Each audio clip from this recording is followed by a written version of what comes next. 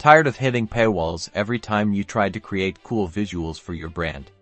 Let's find out if Placeit, that awesome design platform, actually has free options you can use. First, head over to placeit.net.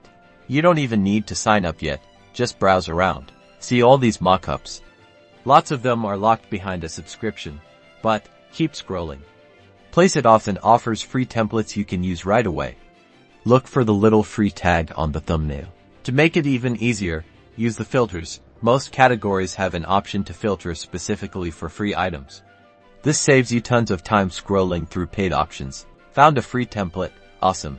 Now you can customize it. Add your logo, change the text, tweak the colors, all for free. It's not just mockups. You can also find free logo templates, video templates, and social media designs too. So, explore all the different categories. Ready to download your creation? Placeit might require you to create a free account before downloading. But hey, that's still free. Now, the truth. While Placeit does offer freebies, the best stuff is behind a paid subscription.